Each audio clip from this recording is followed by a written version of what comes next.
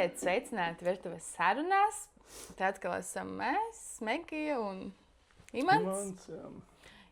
Un šodien mēs parunāsim par ļoti nopietnām un arī netik nopietnām tēmām. Jā, tātad pirmā aktualitāte, protams, ir sācies vēl viens karš. Jā. Mēģināsim tik skaidrībā, ko mēs no tā saprotam, vai mēs no tā vispār kaut ko saprotam. Tad es biju ciemos pie valsts prezidenta. Valsts prezidents pateica dažādus prezidentālus vēstījumus un tā skaitā parunājās par pielaidēm. Un par pielaidēm notika liela runāšanās arī Ogres domas sēdē. Helmans pateica visu, ko viņš domā par pielaidēm. Viņš ir daudz teicis, bet šis ir absolūtais gada citāts. Spārnotais teiciens. Jā.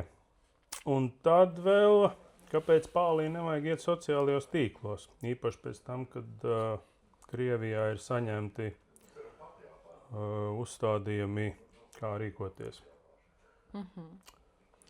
Jā. Un par dzimumu ideoloģiju mazliet arī. Jā. Bet līdz tam mēs tiksim, un tas ir tāpēc, ka mēs esam saņēmuši atsauksmes pēc pirmā raidieraksta. Tas ir vienkārši graujošas, tas ir drausmīgas.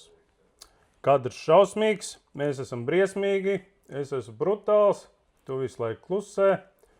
Un tad vēl nedrīkst teikt nēģeris, nedrīkst teikt, ko tur nedrīkst teikt, ka Atvara ir līdzīga Petrāvičai, nedrīkst teikt, ka Petrāvičs var iznākt Eirovīzijā no skapja. Īsāk sakot, tur vesela čupa aizrādījumiem, bet problēma jau tā, ka es jau to tā kā tiešā nozīmē nebiju domājis, tā bija tāda ironija vai sarkasms par Eirovīziju kā tādu. Bet, acīm redzot, nenolasījās, bet tas politkorektums, kas tagad valda un šī te visa iekļaujošā filozofija, tas man liekas pilnīgākais sviests. Un es tev varu izstāstīt tādu nesenu atgadījumu, kad mēs bijām Vidzemes augstskolā. Tur mēs piedalāmies, mūsu mediju grupa piedalās tādā apmācību projektā, mentoringa projektā studentiem, tu starp citu no viņas aizbēgi no tās programmas. Jā. Un saņemu anketu, un ko man tajā anketā prasa? Kāds ir tavs dzimums? Kā tu domā, cik atbilžu varianti ir anketā? 3. Vīrietis, sieviete un parasti ir nevēlos norādīt. Nē, tur bija norādīts nebinārs. Un es atgādināšu, ka Vidzemes augstskola ir zinātniska institūcija. Jā. Un zinātniska institūcija nav tikusi galā, ar ko vīrietis atšķirās no sievietes. Viņi gribēja būt moderni vienkārši. Nezinu, kādi viņi gribēja būt, bet viņi bija vienkārši stulbi. Un es tur beigās aizrakstīju, ka es esmu zīļuks. Es taču varu... es gribu identificēties ar zīļuku. Var sakot, pilnīgs sviests. Jā, jāsaka gan, ka es vēl nekur neesmu saskārusies ar šādu jautājumu, kur man kāds jautā, vai es esmu nebināra. Tu neesi varbūt bijusi augstskolā, varbūt viņi nevar aizies kādu augstskolā, un teiks, es atvainojos, kas jūs esat? Jā, varbūt tā esmu bijusi, bet varbūt tajā augstskolā, kur es pabeidzu, tur nevienam jautājumu nebija. Jo tomēr filoloģijas fakultātē viņi laikam ir tikuši ar šo jautājumu galā. Bet runājot, ja jau reiz mēs sākām par šo, tad patiesībā tas ir diezgan liels trakums. Lielākajā daļā valstu jau tas ir norimies, lasot medijos ziņas, ārzemju. Vairs tas netiek varbūt tā izcelts. Nezinu, pa brīdim ir kaut kāds sportists, kaut kāds vecis, kas paziņo, ka viņš ir ielicis implants, un tāpēc viņš ies boksa ringā tagad daudzīt tantiņas. Bet tas tā notiek. Varbūt Amerikā tā bija tikko. Skaļākie, bet tas, par ko parasti neziņo mēdījos, un kas mani satrauc, ir sociālajie tīkli, TikTok, arī Instagram laikam tā nav redzēts, bet TikTokā gan es biju uz pauzes, runājot neliterārā latviešu valodā, kad es ieraudzīju, kā mazs puisītis nu, tajā brīdī viņš bija puisītis, kad viņš filmēja video. Viņš sāk dzert hormonus, vai kas tie ir, un viņa balss mainās. Un viņš rāda ik pēc nedēļas, atkārto vienu un to pašu frāzi, pasaka, mani sauc, pieņemsim, tur Uldis Zariņš, un šī ir mana balss tajā un tajā nedēļā. Beigās viņš jau saka, es esmu Muldīne Zariņa. Jā, un beigās viņš runā tā kā sieviete, nu viņš tajā brīdī ir tajā dzimuma maiņas procesā, un viņš tiešām izklausās kā meitene. Nu, bet vecāki? Nu, jautājums, kur ir vecāki? Manuprāt, tā ir diezgan liela vecāku atbildība, jo bērns jau tādā, 10, 11, 12 gados, manuprāt, pats nav spējīgs pieņemt tādus lēmumus. Ja viņi piedzimuši tādai progresīvo paudzei, tad tur var būt visādi. Vecāki arī atzīst par labu esam. Jā, un kur parādījās ziņas vēl, es nevaru tev pateikt, ka tās ir 100% neapšaubāma, negrozāma patiesība, ka Lielbritānijā plāno atļaut no 4 gadu vecuma dzimuma maiņas operācijas retos gadījumos. Kas ir tie retie gadījumi, es gan neizlasīju. Es starp citu atcerējos tagad vecajā darbā, kas strādāju. Es tur arī rakstīju, tā, ka ar to Stambulas konvenciju tur sākās visi tie trakumi un ar protestiem, un ir tāda Mētra Saberova, un viņi ir tur karogi pa priekšu, un tad es viņu kaut kādos rakstos, viņi visu to kompāniju bija sācis saukt par seksa dīvaņiem. Tāpēc, ka it kā tas ir uz seksualitātes pamata, it kā nav, nevar saprast, jā. Un tad viņi man atsūtīja vienradzi izgriezt, un tur bija rakstīts, Imants mīl seksa dīvaņus. Viņa pat tā ir tā dāma, starp citu, kura vai viņa paziņoja, ka viņa izgriezīs dzemdi, vai to dzemdi arī izgrieza, es neatceros. Viņi visos protestos iet pa priekšu. Bet jā, tas ir diezgan par ko mēs vispār te esam aizmuldējušies? Es vairāk satraucos par to, ka jaunieši to saturu patērē mūsu bērni, un ja vecāki tam nepievērš uzmanību, tad viņi var ietekmēties un, diemžēl, varbūt pieņemt ne savus lēmumus. Un starp citu, jā. Vakar, laikam, vai psihiatrijas centrs vai NMPD paziņoja, ka bērnu paškaitējums, bērnu un jauniešu vidū būtiski pieaudzis kaut kāds reiz 10 pēdējo gadu laikā. Es domāju, ka... Man liekas, ka tas varētu būt internets, un tas ir debīlu ideju glorifikācija, teiksim tā. Jā. Jo agrāk jau nebija visas dīvainības tiek šobrīd pasniegts, ka tā ir kāda vērtība. Ja tev ir galvā viens, putniņš, teiksim tā, labi, tad tu uzreiz esi vērtīgāks kaut kādā veidā. Tātad biju pie valsts prezidenta aizdevies uz pili. Tur bija reģionālo mēdīju vadītāja sanāksme. Nesanāksme, reiz gadā prezidents izstāstā lietas, kas varētu vairāk uz reģionāliem mēdījiem attiekties. Jā, tas viņa galvenais vēstījums bija, ka tieši mēs, kā mēdīji, šobrīd varam vairāk ietekmēt politiku, un tas tā droši vien arī pirms vēlēšanām ir, tāpēc, ka partijas īstenībā sāk jau izplāties lēnā garā, sāk visādus niekus un visādas muļķības darīt, tā skaitā. Arī interesantas lēmumus viņi virza, kas man, piemēram, Šlesera pārstāvētā partija redzēja, ka piedāvā atbrīvot no ienākumu tā nodokļa daudz bērnu ģimeņu vecākus, kuriem 3 un vairāk bērni, vienu no vecākiem. Ļoti labi, lai visu atbrīvo, lai atbrīvo no nodokļiem, lai atbrīvo no pienākumiem. Šausmīgi. Mums tepat tās Ogrē vienotība, man liekas, ir paziņojusi, ka viņi tagad ir virzīs lēmumu projektu, lai ieguldītu naudu privātam piederošā estrādē. Respektīvi, Ogres estrādē, bet ieguldīt publiskos līdzekļus. Kas tas ir pa sviestu? Es pieņemu. Ietu sēdēt kaut kādā pavāršavā, vārītu tur kebabus un tur viņi prot taisīt parasti. Pirms vēlēšanām taču visi iet uz. Jā. Kā tev gāja pastāstīt Bet par prezidentu, tur bija interesanti tas, ka viņš palika reāli mīgrs, tad, kad es viņam pajautāju, kāpēc robežas netiek taisīts ciet ar Krieviju. Tāpēc, ka mēs tur ziņojam to un visādi iestājamies par Ukrainu, un Bražas kundze nepārtraukti kaut ko paziņo, un prezidents tāpat tās paziņo un atbalsts līdz mūža beigām. Bet tie busiņi tāpat tās visu laiku kursē turp atpakaļ. Katru dienu brauc uz Krieviju, katru dienu brauc atpakaļ. Jā. Uz turieni brauc, izskalo viņiem smadzenes tur. Brauc atpakaļ, atkal tur kaut kādas spiegi sēž. Tur tonnām viņi te brauc. Ko viņi te dara? Pēc kam viņi te tādi ir vajadzīgi? Jā, bet pajautāju, kāpēc tā robeža netiek klapēta ciet, kāpēc tirniecība netiek klapēta ciet arī manā piemājas bodē konfektītas Krievu.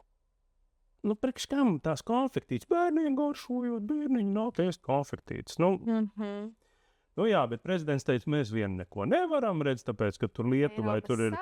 Jā, un Krievija ir eksklāvs vai ne, un mūsu pienākums ir nodrošināt viņiem ar Kaļiņgradu satiksmi, un līdz ar to tas nevar būt universāls lēmums. Un ja mēs tā aizklapēsim, es jautāju, labi, bet būsim pirmrindnieki, aizklapēsim, mēs pirmie, varbūt kaimiņi pievilksies. Nē, prezidents neteica nesūdz. Es atvainojos. Jā, bet, neko mēs nevaram, neko braukās tāpatās, tirgosies tāpatās, un tā ir katra individuāla uzņēmēja un uzņēmuma lēmums, vai ne, tirgoties ar Krieviju vai netirgoties ar Krieviju. Nezinu.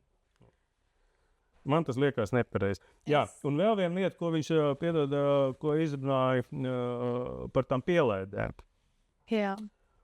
Viņš saka, ka pielaižu sistēma labi strādā, un godīgi sakot, man personīgi liekas, ka ja šito te Bartaševiču var nomest no amata pateicoties pielaidei, ļoti labi. Bet jautājums ir, kas notiek gadījumā, ja kāds cits tiktu nomest no amata pateicoties pielaidei. Un te ir jautājums, protams, par Helmani. Un Helmans neaizgāja pakaļ pielaidei. Un to prezidents, tas bija pilnīgi nepārprotami, ka tas ir par Helmani, jo viņš tā arī minēja. Kāds tur no atkarības vielām kādam tur ir sodi, un arī tie, kas nav publiski paziņoti, kāds vienkārši neatnāk pakaļ. Jā. Un pēdējā domas sēdē, tad kļuva daudz maz skaidrs, kāpēc kāds neaizgāja pakaļ. Tas ir viens, un arī Helmans pateica, ko viņš domā par tām pielaidēm kopumā. Jā, tas bija ļoti citāts, un Facebookā es arī neskatījos domas sēdi, bet pamanīju to citātu, jo viņš klejoja pa visiem sociālajiem tīkliem. Bet mans jautājums ir tāds, kad jūs daudz izmantojat šo te pielaidu un priekšā pakaļā jums ir pielaide. Bet pats būtiskākais ir nepielaist bikses, kad sākās X stundas. Tā ir galvenā pielaide. Šo Helmaņa kungs pateica opozīcijai. Jā. Tā jau īstenībā arī ir. Tāpēc, ka tā opozīcija tur ņemās traka palikdama ar tām pielaidēm, un viņi mēģināja uz tās pielaides neesamības fona panākt, lai Helmans nekļūtu par civilās aizsardzības komisijas locekli. Atteikties no viņa pieredzes, tas būtu, man liekas, tāds stulbums. Pirmkārt, viņš to civilās aizsardzības sistēmu ir uzbūvējis Ogrē, un Ogres reģionā tur jau sadarbība notiek ar apkārtējām pašvaldībām. Tā viņa pieredze, ko viņš Ukrainā ir sasmēlies, un viņš taču vēd cilvēkus. Es arī esmu tur bijis ar viņu konvoju vienreiz. Jā. Tur reāli cilvēki var kaut ko iemācīties, kaut ko saprast, kas strādā, kā strādā. Piekrīt. Jā, un pateikt, ka viņa pieredze nav vajadzīga, tas ir pilnīgs sviests.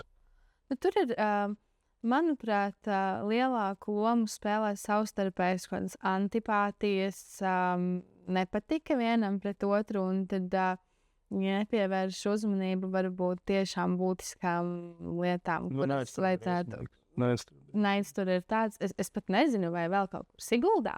Tagad Siguldā. Vai viss ir? Iedomājies Vēnspili, piemēram. Nu, kas tu domā, tur ir citādāk? Tur pie varas tā viena un tā pati partija ir gadiem ilgi tieši tāpat kā Ogrē. Un opozīcija, protams, tur izmisīgi cenšas stāstīt par to, ka tie tur zāgļi, korumpanti, cūkas un tā tālāk. Kā viņi prot, tā viņi primitīvi strādā. Es domāju, ka ļoti daudz, kas atrisinātos, viņi vienkārši sāktu kopā strādāt. Nevis kasīties, pavadīt lielāko laiku kasoties.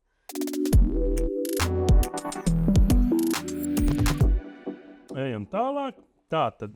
Un te jau mums arī ir saiknīta ar to, ko ar prezidentu mēs runājām par kursēšanu uz Krieviju turpat atpakaļ. Te mums ir tāda dāma. Dāma saucās mums Darja Kaskeviča. Un kāpēc šī dāma ir interesanta? Man tur parādīja. Viņa ir interesanta ne tikai tāpēc, ka viņa ir tāda pusklika un sēž uz veļas mašīnām baltās zeķītēs. Viņa ir interesanta tāpēc, ka viņa vada, viņa ir administratore Facebook grupai Ogres pasaule. Es laikam viņa nesakoju. Es viņu arī nesakoju, bet viņa redz. Bet viņi ir tajā Ogres pasaulē, un tur ir kaut kādi 11,000. Es sekoju, tāpēc, ka liela grupa. Lūk. Darja Kaskeviča aizbrauc janvārī uz Krieviju.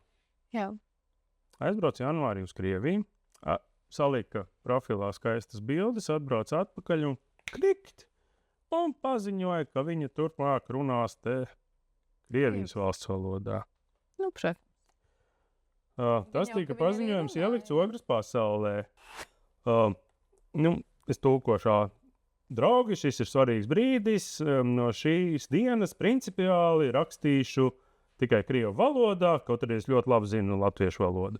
Bet mūsu grupa ir radīta nevis, lai strīdētos par okupāciju, nevis, lai apspriestu Ukrainu, un ne tāpēc, lai kurinātu naidu. Naida pietiek visā pasaulē. Ogre, piri. Atstāsim šeit vietu bez naida. Visiem mīlestību, mīru. Kā viņa tāda paziņojuma, principā viņa pasaka, ka valsts valoda lai iet bekos. Vai arī viņa pasaka, ka tiem, kas baidās runāt vai rakstīt krievu valodā, tad lūdzu jums ir platforma, kur izpausties, jo man reiz Ogrē bija tāds gadījums, ka es aizgāju uz veikalu un gribēju nopirkt gaisa atsvaidzinātāju automašīnai savējiem. Un es pieeju pie kases. Tev tur līķis aizmugurē, smird. Kaķis. Kaķis šodien dzīves, paldies Dievam, mājās. Bet mašīnā, tātad es pieeju pie kases, un pārdevēja man saka, iedod viņai atsvaidzinātāju, un pārdevēja man saka, bet jūs varat runāt ar mani krieviski, ja jūs vēlaties. Es saku, paldies, bet es labāk izvēlēšos latviešu valodā runāt. Un viņi man saka, ka daudzi baidās runāt, sākt krieviski, jo tagad ir šī situācija valstī, un ka pie viņas nav jābaidās to darīt.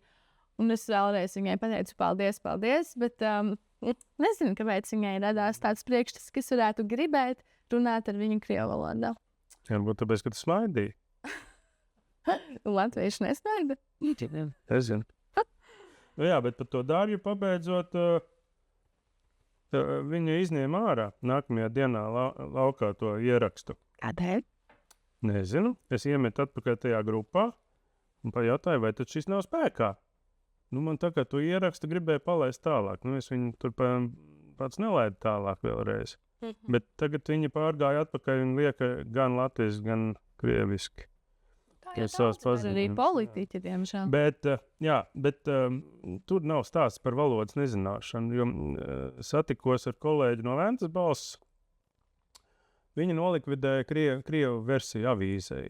Aizklapēciet, viņiem bija iekšējās cīņas milzīgas, tāpēc, ka viņiem arī tur savu 5. kolonu, tur žurnālisti, protams. Un kas notika? Kaut kas tur nokritās tās abonēšanā, bet krievi pārventas sāka abonēt savu mīļo avīzi latviešu valodā. Tagad tas nav stāsts par to, ka viņi paņem māju. Tas ir stāsts par to, ka negrib. Un, manuprāt, pilnīgi idiotiski un pilnīgi nepareizi tā pieeja, ka tagad valsts rādio un LSMs un tagad viņi vērs vaļā Latgales studiju, kas runāšot mazākumtautību krievu valodā. Jā. Kas te ir pa mazākumtautību krievu valodu? Priekš kām? Ja ar viņiem runā latviski, ja viņiem izdara tā, lai viņiem ir ērti un labi, tad viņi runās krieviski, tad tur nekas nemainīsies. Tad viņi tāpat tās klausīsies savu šito te kartupeļu bačku. Ja mēs runājam par Daugavpili, tā jau, manuprāt, vispār ir tāda atsevišķa valsts Latvijā. Es esmu no Daugavpils. Un kā tev tur gāja? Es strādāju, mana ģimene strādāja par vienīgo latviešu ģimeni. bet krievi no blakus skolām nāca mums tur daudzi. Es vienreiz aizbraucu, divreiz esmu bijusi Daugavpilī. Pirmajā reizē man bija kultūras šoks, tur bija mājas citās krāsās, ne tā kā citur. Baltais gulbis. Jā, baltais gulbis. Balto gulbu pabraucu garām. Jā. Tāpēc, ka sūtīs visus tagad bandītus sūtīs uz Lietu. Uz Liepāju, jā. Okay. Liepājā jaunajā cietumā Gros. Bet, cilvēki jau arī no Daugavpils, ar ko ir runāts, viņi tā kā, viņi saka, ka viņi neizjūt nekādu vajadzību, kaut gan redz, ka viņi ar mani latviešu valodā runā.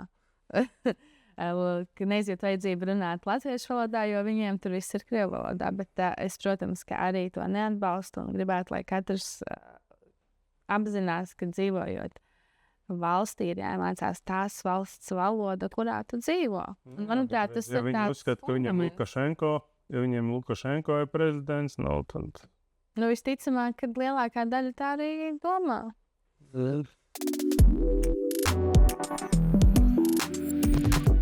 Tad es tev pastāstīšu, kā man vakar gāja.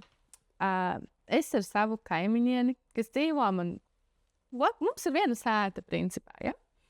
Neesmu redzējusi viņu kādu gadu, jo, es ļoti tālu dzīvoju, visiem darbi, bērni, savas darīšanas. Un mēs bijām sarunājušas beidzot satikties.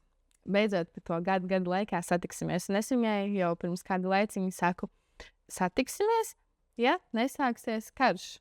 Tā kā tas ir vienīgais iemesls, ja sāksies karš, tad atceļam. Un es no rīta pamostos, skatos, aiziet Irāna, Izraela, ASV konflikts, un man ir jāraksta. Ir gatavi iesaistīties, un tur vispār baigi. Jā, jo runa bija, es viņai to teicu, tāpēc, ka man bija jāstrādā brīvdienu maiņa darbā.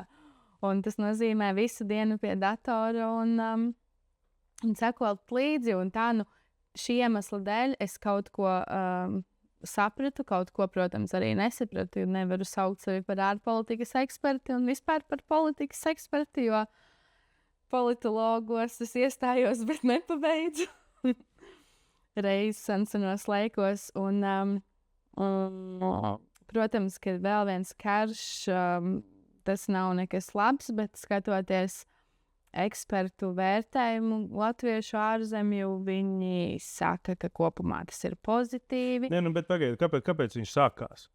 Es to saprotu, ka tas ir apsteidzošais uzbrukums, ka tas ir apsteidzošais, tieši tāds pats, kā mums vajadzētu.